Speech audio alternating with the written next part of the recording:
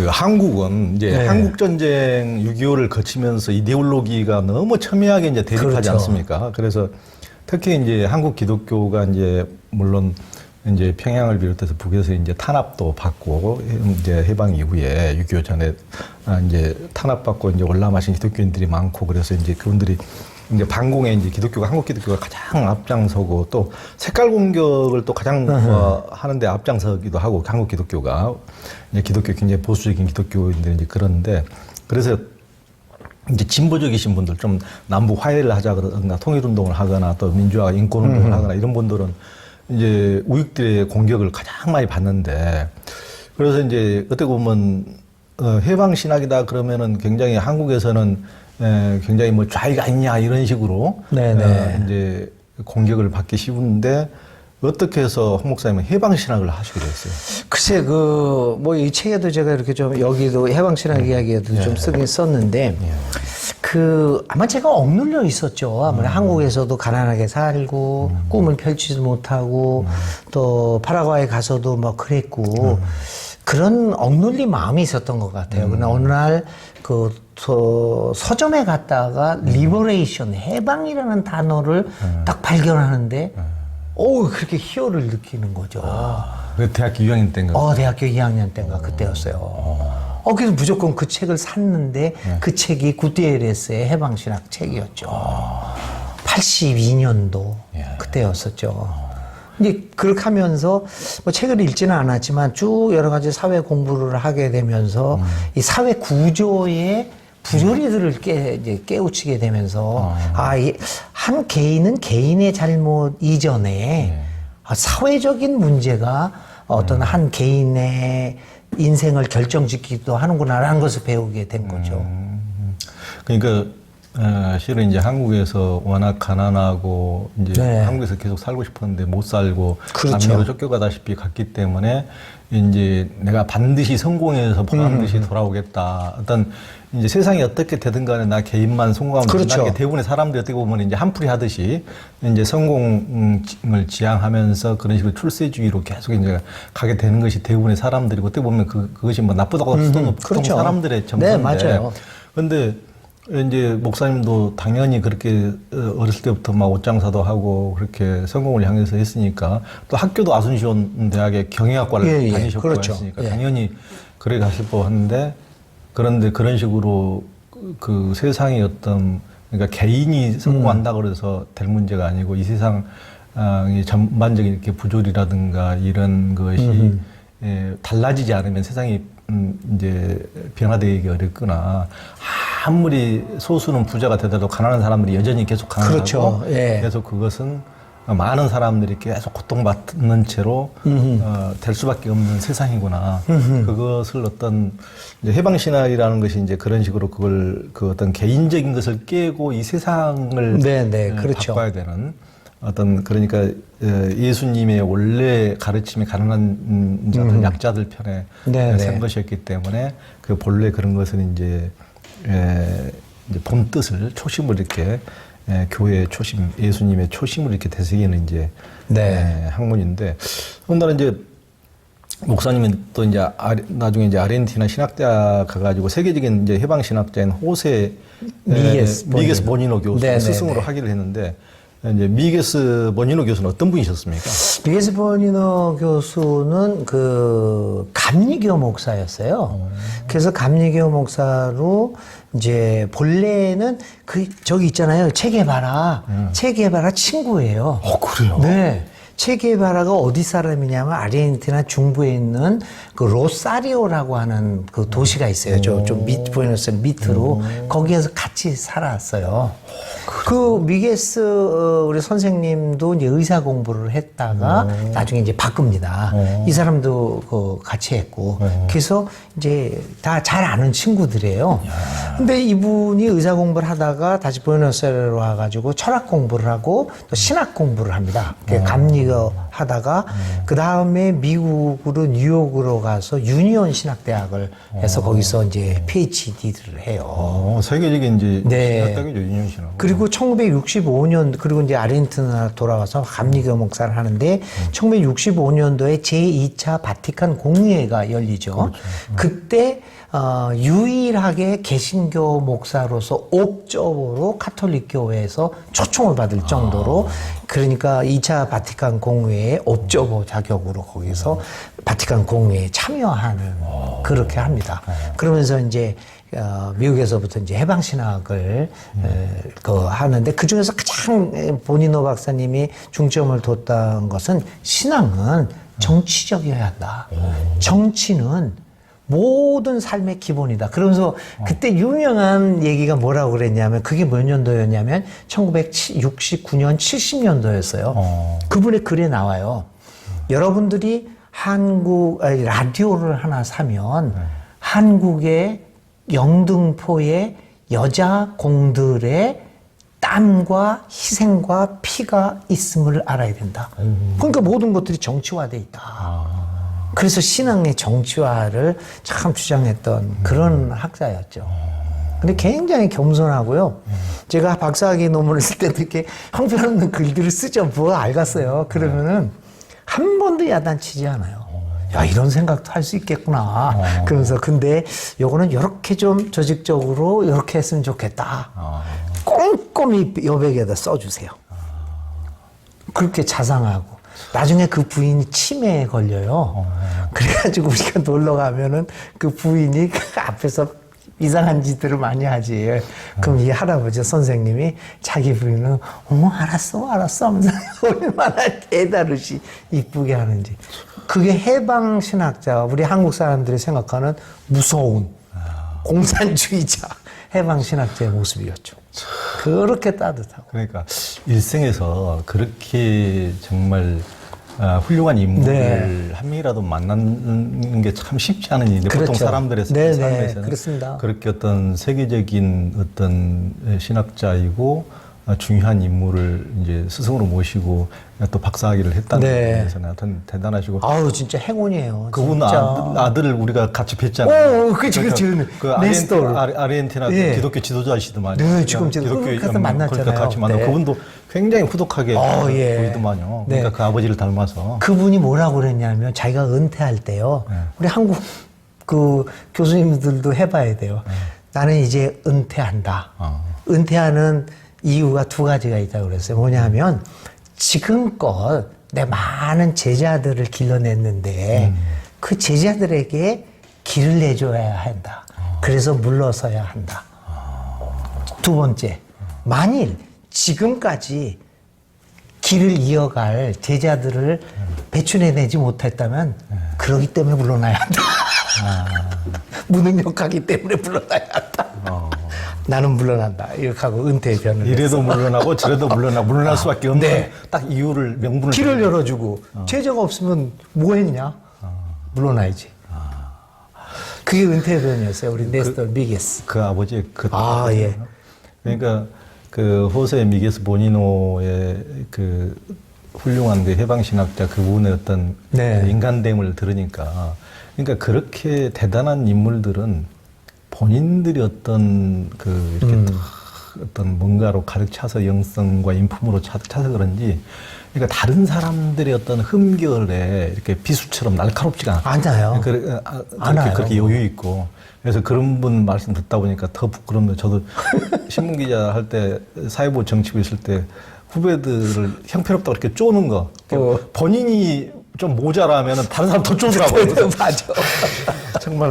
근데 나이가 들면 이제 안 그러지.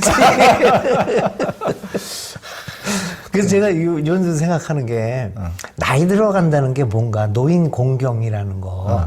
노인이 편안해지면 젊은이들은 저절로 노인들한테 오게 된다.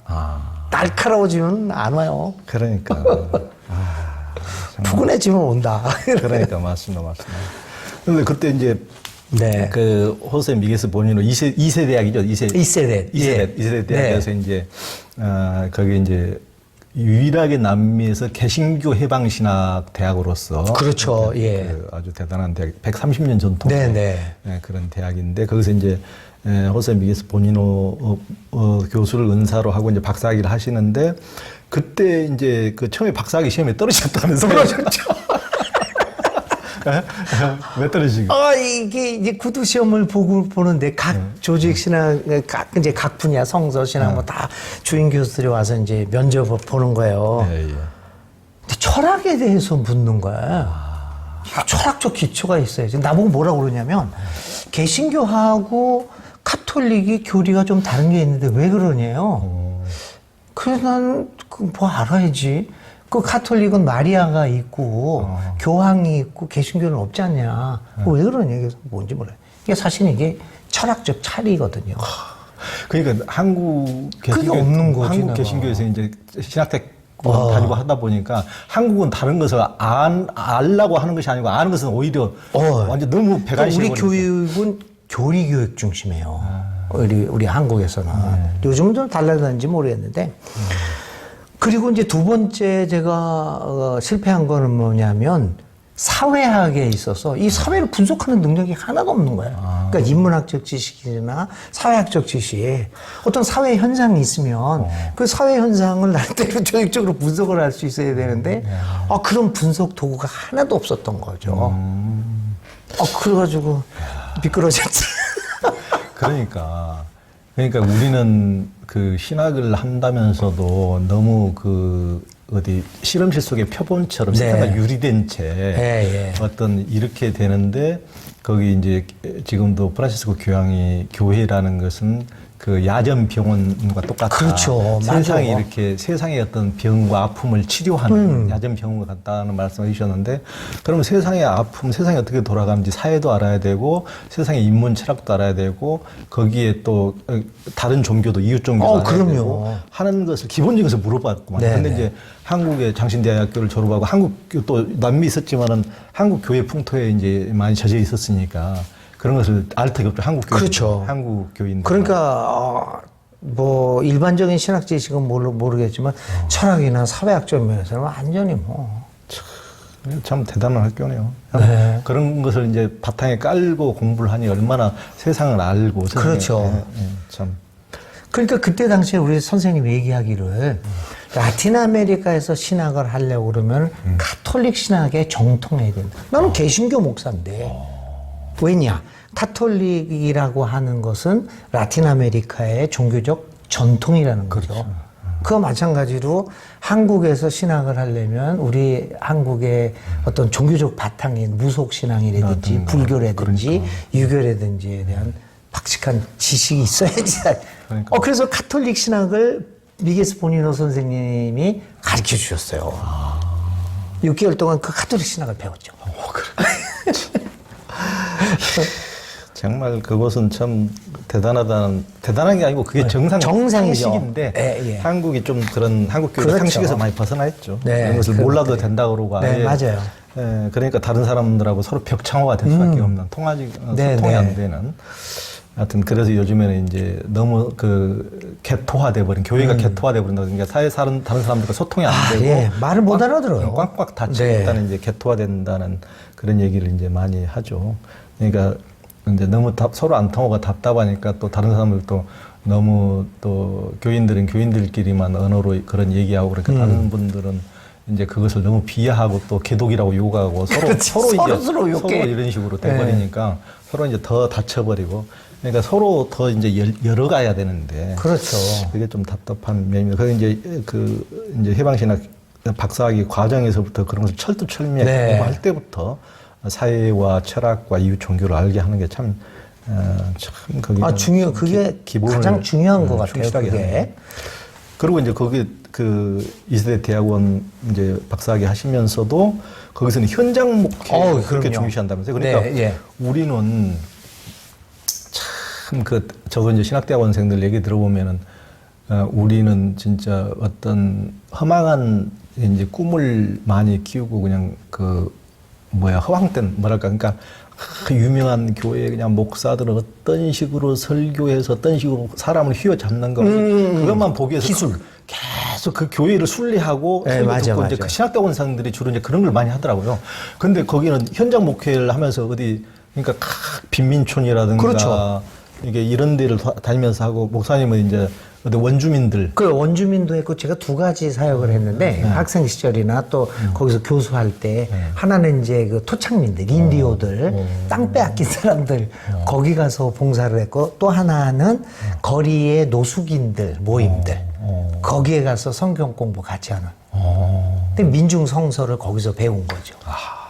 그러니까 설교 기술보다는 사람들의 상황에서 어떻게 그 사람들의 문제들을 이해하고 해석하느냐. 이게 신학의 목적이죠. 그러니까 참 제대로 기술적인 설교가 아니라. 그렇죠. 기술만 갖추면은 더군다나 말을 한국 사람들이 옛날부터 말만 번지르르하다고 이제 그걸 엄청나게 좀 그렇잖아요. 좀 신뢰성을 갖기 어려운. 뭐 어떻게 보면은 한국 교회의 어떤 신뢰성이 그런 식으로 진실하게 처음부터 어려운 사람들은 무엇에 고통받고 있고 어떤 점이 그런 식으로 현장 목회를 대학 때부터 대학원 신학대학부터 그런 그렇죠. 좀 유념해서 그런 것도 필요한 것 같아요. 한다면 훨씬 더 교회가 더 신뢰성을 회복할 수 있지 않을까. 네, 맞습니다. 이제 그런 생각이 드네요. 거기는 굉장히 이제 그런 점이 남다르네요. 그러니까 저희 예전에 그 남미에서 브라질이나 그때 우리 신학대학교도 갔을 때도 그렇죠. 저도 깜짝 놀랐는데 그때 우리끼리 이제 대화를 했는데 그 현지에는 신학교 교수는 또 그 현장 목회를 다 하시더만요. 다 하죠. 우리는 상상 어떻게 교수가 다니는 교수가 일주일에 뭐 몇 번씩 그렇게 현장 목회를 빈민촌에 가서 하고 그래요. 하고 해야 된다고 해서 저도 깜짝. 근데도 세계적인 학자들입니다. 그러니까. 논문도 얼마나 많이 생산해내고. 그러니까. 그거 보면 신기해요. 그 네스토르 미게스 보니너 박사님 아들 거기도 평생 담임 목사했어요. 담임 목사 하면서 교수했어요. 그렇군요. 굉장히 그렇게 했으니까.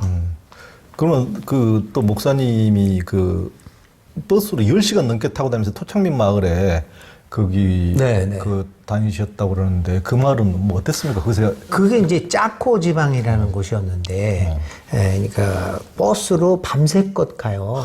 한 12시간을 가던가 하고 거기서 내리면 또 2시간 털털거리는 차를 타고 이제 이렇게 돌아가. 원숭이들이 짹짹 울고 그러는 마을이었어요. 거기다가 이제 거기서 우리가 이제 문맹 퇴치와 그 문맹 퇴치, 그러니까 그 프레일이 그 교육학을 이용해서 이 문맹 퇴치 교육을 했죠. 성서를 가지고 성서 공부를 하면서. 그게 이제 한 달에 한 번 정도 가요. 그럼 한 5일 정도.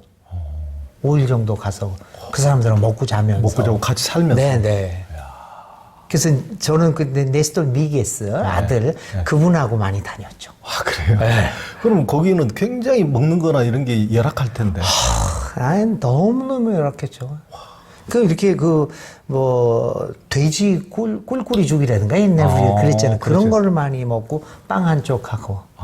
근데 거기 재밌었던 일이 뭐였냐면, 이게 겨울이었잖아요. 그러면 이 사람들은 공동 식사를 하기 때문에 받는 대로 먹지를 않아요. 다 받아야 먹어. 근데 우리는 선생이라고 먼저 주는 거죠, 이거를. 다 사람 받을 때까지 기름기가 다 끼는 거야. 그래가지고 내가 거짓말로 우리 한국 사람은 선생님이 제일 늦게 받는다고. 난 늦게 받아야지 좀 기분이 좀 내가 좀 좋을 것 같아서 마지막에 받고 또 기도하고 먹고. 기름기가 덜 차니까. 설사 많이 하고 혼났어요. 근데 그 사람들하고 똑같이 먹어야 되니까. 근데 저는 감격스러웠던 건 뭐냐면 다른 것보다도 제 선생이었던 네스토르 미게스. 난 그 사람 보면 나는 조금 그 인디오들하고 어울리면서 속으로도 좀 접촉하기 힘들다 이런 생각을 갖는데 이 사람은 저보다도 15년 이상 위거든요. 완전히 그쪽 사람 맞고 그 사람은 완전히 백인이에요. 백인이죠. 근데 완전히 그렇게 잘 어울려. 세계적인 그런 학자가요. 그냥 보면서 어떻게 저럴 수 있을까? 나는 못하는데. 부끄러운 게 많죠. 아니에요. 목사님도 잘 어울리시고. 그런 존경스러운 사람들이 옆에 있어가지고는, 아이고. 참, 생각할수록 그렇게 미게스 박사님은 참 대단하네. 본인호 박사님. 근데 이제 또 홍 목사님은 통전적 신학의 세계적 거두인 네네 파딜랴 네, 그분이 네. 설립한 카이로스에서도 네, 있었죠. 네. 거기서 우리가 네. 그 네네 파딜랴 박사님 집 대게까지 갔었죠, 우리. 너무 사모님도 그 파딜랴 박사님도 너무 인자하시고. 그죠. 근데 이 금년에 돌아가셨어요. 그러니까 또 얼마 전에 돌아가셨죠. 예, 예. 아이고 안타까워라. 그러니까 거장들이 그렇게. 야, 그러니까 그 통전적 신학이 또 대단한 신학이잖아요. 그렇죠. 그게 그 로잔 로잔을 바꿔놓은 거죠. 이제. 그러니까. 복음적인 로잔을 좀 더 사회적 복음에 관심을 갖도록 만들어 놓은 게 세계 기독교 역사의 그 흐름을 바꿔놓은 거죠. 그걸 이제 그걸 파디샤 박사가. 그 통전적 신학이라는 개념을 파딜리 박사님이 네, 만들었죠. 통전적 신학이라는 게 뭡니까? 좀? 통전적 신학이라는 것은 복음이라는 게 죽어서 천당 가는 것만은 아니다라는 거죠. 그래서 그때까지 그러겠죠. 예수 믿는 목적이 뭐냐 그러면 죽어서 천당 가는 거. 우리 한국 교인들한테 다 물어보세요. 왜 믿으세요? 죽어서 천당 가려고. 그거 아니다라는 거죠. 그러니까. 전체적인 삶을 변화시키고 그거를 예수와 함께 살아가는 게 복음이다. 지금 생각하면 당연한 건데 그 당시에는 이게 생각지도 못했던 얘기들이죠, 사실은. 그러니까. 그런 걸 만들어냈던 레네 파디자. 복음주의 계통이었는데 굉장히 개혁적인 분이었죠. 그러니까. 그렇게 또 그분도 인자하시게 보이는데 그렇죠. 그분하고 같이 그 카이로스 같이 얼마나 같이 사역을 하셨어요? 제가 아르헨티나에 있는 동안 거의 10년 동안. 그분 같이 지내보니까 그분 어때요? 그러니까 이제 그게 있더라고요. 이제 그 라틴 아메리카 사람들의 특성이라고 봐요. 굉장히 인간적이에요. 그 농담 잘하고, 웃기 잘하고. 그러니까 이 학문 토론을 하잖아요. 뭐 이렇게 싸우잖아요. 농담하면서 학문을 전개하는 사람들. 그게 유럽 사람들하고 좀 다른 것 같아. 그러니까. 그 나는 한국에 가서 학술대회 같은 거 보면 뭐 이렇게 진지하지? 농담을 안 해. 그러니까 그때 우리가 그분 댁에까지 예. 찾아갔는데 예. 우리 같으면은 갑자기 뭐 손님이 막 10명 그 조그마한 집에 찾아가면 놀라고 뭐 좀 부담스러울 텐데 전혀 그런 게 없고 어디 동네 사람이 그냥 오는 것처럼 그렇죠. 너무 반가워하고 막 좋아하고 같이 인간적이에요. 부비고 사진 찍고 야, 근데 그 연세드신 분들. 그게 라틴 아메리카 사람들의 심성 같아요. 살아가는 모습 자체가. 그러니까 투명하고 뭐 감추는 거 없이 그냥 뭐 있는 그대로. 그러니까 목사님하고 그렇게 저도 거기 다녀보면서 그냥 남미에 살고 싶더라니까. 그렇죠. 한국에서는 좀 너무 힘들게 여유라는 게 별로 이제 요즘은 조금 뭐 달라지는 변화 분위기도 감지되지만 우리는 너무 각박한 세계 속에서 그렇죠. 공부고 뭐이고 삶이고 막 죽기 살기로만 근데 요즘은 좀 달라지는 것 같아요. 조금은 이제 여유가 있어지는데 근데 하여튼 남미의 전반적인 그 사람들의 인간적인 그 계산하지 않고 그렇죠. 그게 얼마나 환대해 주는지. 근데 평소에 맞습니다. 목사님이 잘 하셨기 때문에 그랬을 것 같은데 얼마나 환대하고 좋아하는지 그냥 막. 근데 제가 잘했다는 것보다도 원래 사람들이 그래요. 그래서 그 스페인에 유명한 게 단어가 이 단어가 있는데 뚜까사, 미까사, 미까사, 뚜까사. 이게 뭐냐면 너네 집이 내 집이고 내 집이 네 집이다. 미까사라는 게 내 집, 뚜까사라는 게 너희 집이라는 거야. 미까사, 뚜까사. 내 집이 네 집이고 네 집이 내 집이다. 이게 유명한 스페인어 표현이에요. 그러니까 그걸 보니까 제가 아마 특별히 그 좀 마음속에 이렇게 다가오고 우리 어렸을 때 너무 이제 그렇게 풍속이 많이 변했지만은 저희 어머니가 지금 93세 지금 아직도 살아 계시는데 그러니까 우리 동네에 오는 사람들은 뭐 장사하고 뭐 하시는 분들고 전부 다 우리 집에 지어줬어요. 그러니까 네 집이 내 집이지. 다 어떤 사람이건 다 밥. 그러니까 우리 어머니는 뭐 굉장히 돈 한 푼도 못 쓰시고 제가 보기에는 밥 한 숟갈도 너무 아끼시는 분들. 근데 그럴 때는 그냥 조건 다 주는 거야. 그러니까 누구나 밥을 그렇게. 참 그게. 그러니까 라틴 아메리카는 아직은 그런 게 좀 살아있는 것 같아요. 그러니까. 그러니까. 그때 조 기자님 왔을 때도 사람들 그랬잖아요. 그러니까 너무 목사님 덕분에 너무 대접도 잘 받고. 그러니까 거기는 그런 분들은 어떤 계산에 의해서가 아니고. 그렇죠. 그냥 우리 어렸을 때 우리 어머니 아버지가 했던 것처럼 그냥 아무 조건 없이. 그거 기억나세요? 우리 아르헨티나 갔을 때 백창기 장로. 그러니까. 자기 집에 우리 저기 그 자주 집- 재웠잖아. 우리 그 집에서 한 일주일 잤잖아요. 그냥 남의 집에서 그냥 그 고깃집에 데리고 가서 얼마나 밥을 많이 사주고. 그러니까 아우. 그 처음 보는 사람들인데도 그러니까 뭐 자기 집에 처음 보는 사람 집에 우리 가서 한 일주일 동안 진짜. 그러니까 그 백창희 장로 그랬잖아 그때 기억나죠? 백장로님 그저 너무 좋으시고 예. 사모님도 너무 좋으시고. 아 요번에 10월달에 나온다고 그랬는데. 나오면 제가 밥 한 끼 사야 되겠네. 너무 거기서 환대를 잘 받아가지고. 야, 근데 이제 남미에 가셔서 이제 아르헨티나, 그러니까 그 파라과이에서 이제 계시다가 이제 해방신학 하시러 이제 이세대 대학 가시면서 거기는 이제 아르헨티나 부에노스아이레스에 있으니까 거기에 가시면서 또 이제 처자식이 있으니까 뭘 해야 또 목회든 네, 네. 뭐든지 소속돼야 이제 또 살아갈 수가 있으니까 그때 이제 목회를 하시는데 처음에 이제 소망교회, 네, 소망교회. 한국 소망교회는 다르고 그 자체적으로 이제 네, 네, 생긴 그렇죠. 예. 아주 좋은 교회인데 거기서 이제 처음 목회를 하셨는데. 그때 처음 목회할 때 그 남미 스타일은 그 저희들도 가서 보니까 그분들은 엄청 늦게 일어나서 오전에는 거의 일 안 하시더만요. 그렇죠. 오전에는 네. 그냥 빵집 그 커피 예. 마시고 예. 주로 그 이분들이 그럼요. 언제 일을 시작하나 할 정도로 그냥 오전에는 주로 거의 그렇죠. 그렇게 잠자고 뭐 어떻게 잠자고 하고 이렇게 뭐. 그 거기서 또 빵이 아주 싸니까 주로 그렇죠. 자기 집에서 안 먹고 나가서 먹잖아요. 나가서 예. 그 우리들은 그때 뭐 1,000원, 2,000원이면 그렇죠. 예. 여러 명이 이렇게 먹기도 하고 그러니까 주로 오전에는 그렇게 주로 얘기하고 이렇게 보내는데 한국 교회는 그 멀리까지 가가지고 새벽도 4, 5시부터 새벽기도 모든 목사를 의무적으로 네. 한국 교회만의 특성, 전 세계에서 한국 교회만 그러잖아요. 그렇죠. 그러니까 새벽기도 때문에 힘들으셨다면서요. 그러니까 어쩔 수 없이 그때가 33인가 됐을 때인데 처음 담임 목사를 하게 된 거예요. 새벽 기도를 하는데 어쩔 수 없이 하는 거죠. 매일. 매일. 근데 점점점 병이 나는 거예요. 그럴 수밖에. 왜냐면 새벽 1시, 2시에 자는데 어떻게. 야, 근데 이걸 안 하면 목사를 못 하니까. 병이 막 목이 이거 다 나가고 맨날 고열에 시달리고 아이고. 감기 몸살 이런 거 달고 다녔어요. 근데 한 6개월 정도 하는데 진짜 못하겠다. 근데 어떻게 해야지. 그러니까 그때 당시에 그 박만성 장로라는 할아버지 장로가 저를 너무 좋아했어요. 딱 하더니 그분이 수석 장로 같은 거였는데 창립자 이러다 젊은 사람 잡겠다. 기도하고 싶은 사람 각자 와서 해라. 대단하신 분이네요, 그분은. 대단한 분이에요. 진짜 저는. 참, 우리 홍 목사님을 살리시는 분이에요. 예, 살렸어요.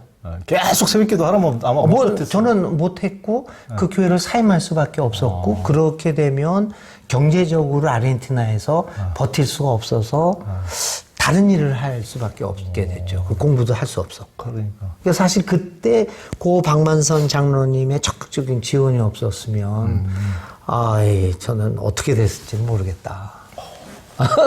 그러니까 그 책에 보면 그분 나오던데. 네. 더군다나 어떤 이제 해방신학을 공부하시면서 그런 관점으로 조금 이제 정말 진보적으로 이렇게 목회하실 때 그분이 그 한국의 어떤 안병무. 네, 안병문 선생님한테 배웠던 사람이에요.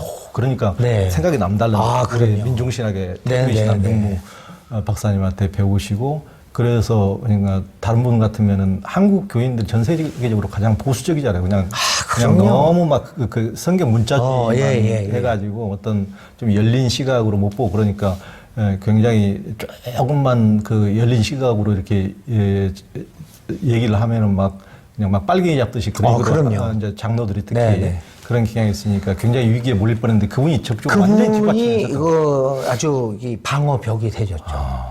왜냐 그분이 그 교회를 창립을 했으니까. 그 교회를 창립. 그러니까 발언권이 셌죠. 그분이 나를 지켜주셨죠. 좋은 분을 만나셨구나. 네. 근데 그분이 이제 돌아가시면서 마지막으로 남겼던 말 중에 하나가 뭐냐면 내가 평생 죽을 때까지 어떤 참 이상적인 목사를 못 만날 줄 알았는데 홍 목사를 만나서 자기는 평생 소원을 이뤘다고 그러셨어. 그러니까 서로에게 좋은 거예요. 네네. 그리고 그분 홍 목사님을 만난 게 이영원이 자기가 원하는 목사를 못 만나고 죽을 줄 알았는데 제대로 이제 만나서 그런 교회를 세울 수가 교회를 목회할 수 있었던 거고 물론 장로지만 그리고 이제 목사님도 그런 장로님을 만났기 때문에 그때 33, 34이었으니까 아무것도 모르는 초년병이잖아요. 힘도 없고 그때 그분이 지켜준 거죠. 그러니까 진짜 내가 큰 분이 있어야 큰 울타리가 있어야 그럼요. 나무가 제로 자랄 수 있는데 맞아요. 홍인식 목사님이란 나무가 이 박만성 장로님 같은 분이 있었기 때문에 지켜줬죠. 울타리가 되어줬기 참 때문에. 어렸을 때였는데 제가. 그러니까. 근데 이제 그때는 또 그 현장 목회하실 때는 그러니까 외국에서 목회한다는 게 그러지만은 그냥 교회 목회만이 뭐 설교만 한다고 될 일이 아니고 뭐 한국도 목사님들 하시는 일이 너무 많긴 하지만 특히 외국은 뭐 어디 가게 계약하는 데까지 저 따라가서 다 통역해주고 말을 못하니까 이 사람들. 그러니까 한국 교인들은 또 이제 늦게 다 이민 가신 분들이라 말을 못해요. 현지 말을 못하니까 그 장사하는 거 돈 얼마다 이것만 하지 이거 뭐 복잡한 거 못하죠. 아이들이 학교에서 쫓겨나면 교장 찾아가가지고 제가 근데 사람 설득하는 기술이 많아요. 딱 교장한테 가잖아. 그러면 교장한테 딱 가가지고 우리 애들 봐주라 그러면은 이 사람들은 이렇게 하기 때문에 안 되면 안 돼요. 그렇게 하면 아니지. 싹 들어가면 딱 보면은 축구에 미친 사람들 아니야. 그럼 저도 축구 좋아하는 팀이 있어요. 여행 갈 때 그 유니폼을 갖고 가야 돼요. 그 여행 기간 중에는 한 번, 저번에 브라질에서 목사님 그 입고 다녔잖아요. 있잖아요. 적어도 여행 갔을 때 하루는 그걸 입어줘야 되는 거야. 그 딱 사무실에 들어가 보면 무슨 팀인지를 알아요. 그럼 첫 번째 뭐, 너 어느 팀이냐? 그럼 그 팀 칭찬하고 어저께 있었던 뭐 축구 경기에 대해서 얘기를 해요. 저는 그렇게 해요. 경기 있으면 팍 하고. 기술이 보통 한 30분 이상은 그렇게 떠드는 거야. 그러면 좋다고 그러다가. 그러면서 야, 애 한 번이 애 살려줘야 되냐, 아니야? 그래, 딱 한 애가 내가 당신 믿고 하겠다. 그러니까. 그리고 태학 당할 뻔. 그거 살렸죠. 된다는 애를 뭐 이렇게 살리시고. 살리기도 했죠. 참, 야. 그리고 또 한 가지 정말 역사에 기록할 만한 얘기인데 이거는 유대인을 내가 설득했지 않소? 찔러도 피 안 나온다는. 진짜 그래요. 우리 한국 교인들은 유대 사람들이라면 이렇게 하죠. 진짜. 외국에서는 미움 많이 받죠. 진짜 안 들어가. 피도 안. 야. 죽어가죠? 네 죽음하고 내가 하고 무슨 상관이냐? 집세 안 내려요. 근데 그걸 내가 내리게 했다는 거 아닙니까? 어떻게? 집주인들이, 우리가 가게를 하면 그 집주인들이 거의 유대 사람들이에요. 그러니까. 그 우리 경기가 나빠져가지고 진짜 이거 안 돼. 그래서 내가 집사님한테 갑시다. 가서 얘기를 해봅시다. 가서 1시간 정도 얘기를 하다가 결국은 20%인가 깎아줬어. 그래서 역사에 남았어요. 유대인에게 돈을 깎은 사람. 그 외국 한인 이민자로 살아간 사람들 다 알아요. 유대인들 얼마나 지독한. 그래서 저는 한국 교회에서 뭐 유대 교육 어쩌고 저쩌고 하는데 난 진짜 반대야. 그렇게 수전노 만들어서 뭐 하겠다고. 그러니까. 외롭잖아요. 수전노로 살아간다는 거죠. 그럼요. 성공할지는 모르지만, 좀 돈은 더 벌지 모르지만, 너무 미움받고 주변에서. 그러니까. 하여튼 그렇게 해서 목회를 그렇게 했죠. 그러니까 이제 또 그 교민사회 이민자들의 특성이 좀 남다르다고 거기다 이제 책에다도 뭐 엘카미난 때에도 이제 목사님께서 이제 이민자 특성을 많이 써놓으셨던데 이민자들은 이제 한국 살고 싶은 고향도 다 버리고 이제 거기서 이제 돈 벌러 갔기 때문에 믿을 건 자기 자신하고 돈뿐이라고 생각해서 그렇죠. 어떤 또 정체성과 존재 확인을 위해서 온갖 모임 모든 모임을 다 있는 모임 다 만든다면서요.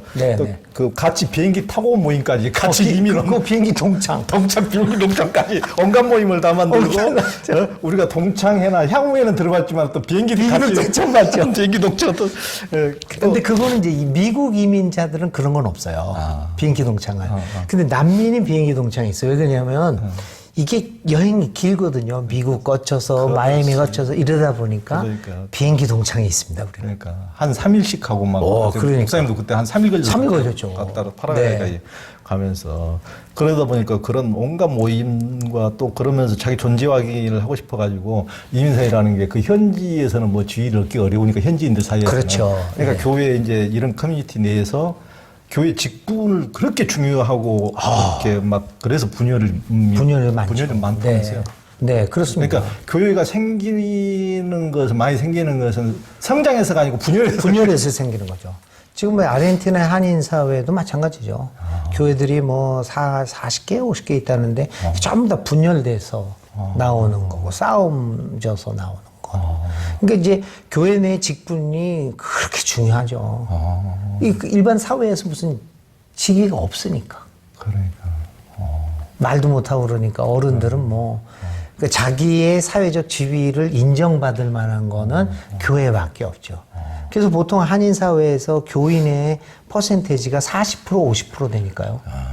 이제 부에노스아이레스 그 아이레스의 저 신성교회. 네네. 거기는 이제 우리도 이제 가보고 우리가 이제 같이 갔던 날 목사님도 참 오랜만에 그 신성교회에서 설교도 하셨잖아요. 네. 교인들이 얼마나 또 좋아하시는지, 야, 이거 뭐.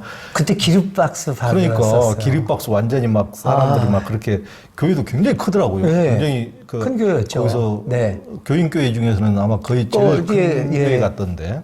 그래서 그 이제 아직도 교인들이 목사님을 잊지 못하고 있던데 그곳에서 신성교회에 계시면서 그 이제 우리 한국 교인들은 어떻게 보면 한국인들끼리만 어울리는 교회에 우리끼리만 외로움을 달래고 이제 신앙생활하고 그런 데만 대부분 이제 그런 데가 대부분이었는데 이제 신성교회에서 처음으로 현지 사역 그러니까 현지인들 미혼모들을 위해서 그런 그 무료 어린이집을 만들어서 하시고 그렇죠.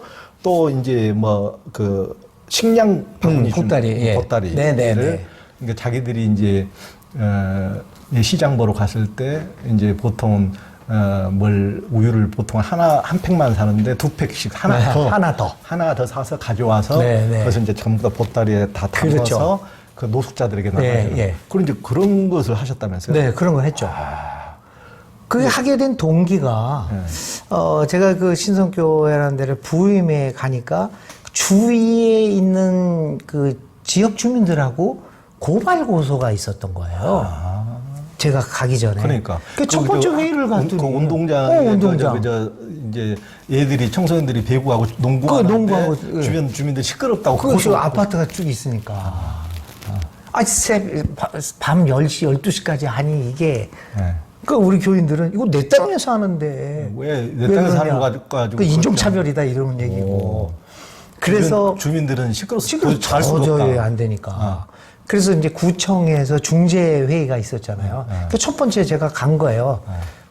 얘기 들어보니까 뭐 중재고 뭐 할 게 없어요, 이게. 우리가 그만두면 되는 거, 우리가 잘못한 거야. 그래서 내가 잘못했다, 안 하겠다. 그때 주민들이 놀래더니, 아니라고. 그게 하지 말라는 게 아니라 시간만 조절해달라. 그래서 아니다, 안 하겠다. 그래서 우리 교회를 설득을 하고 안 했죠. 그 체육관을 빌려서 하자. 아이들을 위해서 돈을 쓰자. 그때 생각해낸 게 이 주민들하고 싸우는 게 교회냐. 주민들을 위해서 뭔가를 하는 게 교회지. 무슨 싸움박질은 하고 이렇게 된 거죠. 그러니까 그래서 딱 열려 있으니까 이게 전환이 되니까 하나님이 눈을 열어주는 거예요. 그래가지고는 식량 보따리를 만들었죠. 하나 더. 하나님 안에서 나누고 더불어 사는 삶. 슈퍼 갔을 때 하나만 더 사자. 그래서 구청하고 해서 50보따리를 해가지고 50가족을 먹여 살렸죠. 가난한 나라니까. 그리고 미혼모의 아이들을 0살부터 2살까지를 길러줬어요. 타가소라는 그거 있잖아요. 어린 집을. 아침 8시부터 오후 5시까지. 퇴근할 때 데리고 가라. 그래서 제가 부에노스아이레스 착한 시민상 탔습니다. 2002년도에. 그러니까 이럴 때 자랑해야지.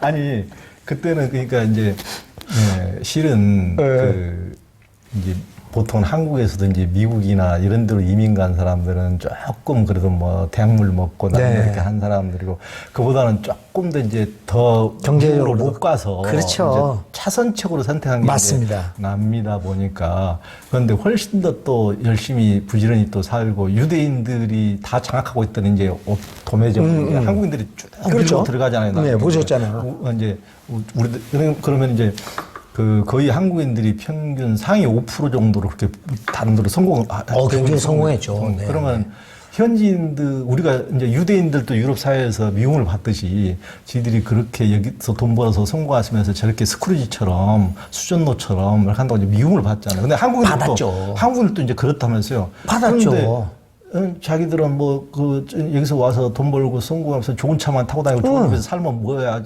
이제 시기 질투나 지역사회는 봉사 안 하고. 지역사회에서 아무것도 욕하고 네네. 지들끼리 어디 교회 모여서 뭐 그렇죠. 하고 이렇게 미움받는데 이렇게 그런 식으로 뭐 무료 어린이집도 하고 네네. 이렇게 뭐 노숙자들한테도 이렇게 식량 보따리도 이렇게 갖다 주고 그러니까 현지인들이 보는 눈이 보는 이제 달라졌죠. 한인사회죠. 그래서 우리 그 신성교에서 그런 일을 하는데 가장 영향을 많이 받은 사람이 백창기 장로예요. 그러니까 우리가 그분이 좀 돈도 많이 벌었던 사람이죠. 근데 그 사람이 어떤 건물을 하나를 사가지고 제가 이제 퇴임한 후에요. 제가 늘 그걸 하고 싶어 했는데 하지는 못하고 나왔는데 제가 퇴임한 후에 그 백창기 장로가 건물을 사서 교회 기증을 합니다. 그래가지고 노숙자들을 위한 밥집을 만들고 목욕탕을 만들고 근데 그런 것들이 현지 사회를 위해서 신성교회가 이렇게 일을 해나가는 계기가 됐죠. 그러니까 그런 분들 백창기 장로 참 훌륭하시지만 진짜 그럼으로 인해서 그 현지인들과 한국인들이 이제 한국인들이 이 응원은 어떻게 보면 이방인일 수밖에 없는데 네. 처음으로 이제 서로 이제 같이 그렇죠. 이렇게 형제가 되는 거죠. 네네. 형제가. 그래서 이제 그 교회가 중심돼서 우리가 그때 그게 부에노스아이레스의 7구청이었어요. 7지역. 그 7지역에서는 우리 신성교회가 구청과 협력해서 사회사업들을 많이 하게 됐죠. 어떤 일이 있으면 그쪽에서 연락을 와서 우리가 협조하고. 그러니까 적어도 그런 정도로 조금 기여한 사회에 네네. 기여하는 바도 있고 저렇게 이렇게 일체감이 있어야 나중에 솔직히 무슨 문제가 되고 그럼요. 무슨 문제가 생기더라도 저 신성교회 다니는데요. 그래서 그러면은 보호받지. 네. 그러세요. 그래서 현지인들도 좀 인정하는 맛이 있지. 맞습니다. 그 아까 수전노 유대인들이 그러면 무슨 일을 당하면은 그 사람들을 멸시했듯이 다른 사람들도 똑같이 그 사람도 멸시하죠. 보호를 사실 그 유대 사람들을 거기 사회에서 돈이 많기 때문에 사람들이 두려워는 하죠. 두려워하는데. 예. 근데 좋아하지는 않아요. 그러니까. 어느 누구가 유대 사람들 좋아하니까 두려워할 뿐이지. 하여튼 그 신성교회뿐만 아니고 저는 이제 브라질의 상파울루 가서도 너무 깜짝 놀랐는데. 그죠, 우리 홍희신 목사님 영향을 받은 그때 오홍대 장로. 오홍대 장로. 교회에서 그 교회에는 또 완전히 그 조폭 지역이 있더만요. 그렇죠. 완전 빈민촌. 너무 그 일대가 조폭들이 또 브라질 조폭들 무섭더만요. 거기는 기관단총 갖고 다니는 사람들이 그래가지고 그냥 아파트 단지 전체 한 거울을 딱 오르는 접수 딱 기관에서 들고 경찰도 못 오게 하고 경찰이 못 들어가죠. 차 몇 대로 싣고 그냥 가버리는 조폭들이 아주 그냥 막 거대한 마피아. 브라질은 무서워요. 그러니까 그런 조폭 지역의 교회가 있는데 한인촌들도 이제 무서워서 다 떠났는데 교회는 떠날 수가 없죠. 안 떠나고 예. 거기에 있는데 그 교회 바로 뒤에가 조직폭력 두목집이더만. 그렇죠. 와, 저도 이제 그 교회 보면서 우리 갔었잖아요. 그런 얘기 듣고 무슨 무섭긴 했는데 근데 그 교회는 홍 목사님 영향을 받아가지고 그 얼마나 또 그런 자선을 하는지 조폭들이 또 감기를. 네, 맞았어요. 어떤 좀 얘기 좀 이제 해주세요. 오홍대 장로가 그 교회 가면서 그 사람이 이제 파라과에 살았을 때 저하고 같이 한 2년 목회를 했어요. 지방에서. 파라과이에서 맞아. 파라과이에서 파라과에서 같이 있었죠. 그러다가 그분은 이제 브라질로 가셨죠. 제가 선교사를 하면서 2년 동안 지방교회로 주일마다 가서 섬긴 때가 있었어요. 근데 그때 거기 장로였죠. 그래서 너무너무 친하게 지내고 이제 그분이 영향을 많이 받고다가 얼마 후에 이제 브라질을 가서 그 이민을 간 거죠, 브라질을. 그래서 첫 번째 하는 사업들이 지역 주민들하고 같이 어울려 사는 사업이었어요. 참 배운들을 이렇게. 그러다 보니까 그 조폭들이 한인교회를 인정하게 됐고, 조직하고 오히려 보호해주는. 아무도 까불지 못하도록. 그러니까. 그게 이제 조폭들이 노숙자들이 이제 워낙 거기 교회 앞에 빈민촌이니까. 그렇죠. 노숙자들이 저녁에 자다가 무슨 한인교회 교인들 차 때려 부수고 막 이제 그런 걸 못하게 처음에 된 이제 거죠. 그런 일 많이 있었는데. 그렇죠. 조폭들이 그걸 보호해준다 그렇게. 그렇죠. 이 브라질 같은 나라, 아르헨티나도 그랬지만 자동차 딱 밖에 세워두잖아요. 네. 그 다음날 아침 가면은 네 바퀴가 다 없어져. 전부 다 바퀴 빼가버려. 바퀴 정도가 아니라 엔진이 분해돼 있어. 저도 아르헨티나에서요. 교회 퇴근을 하고 늦게까지 있었다가 나와 보니까 자동차가 이상해.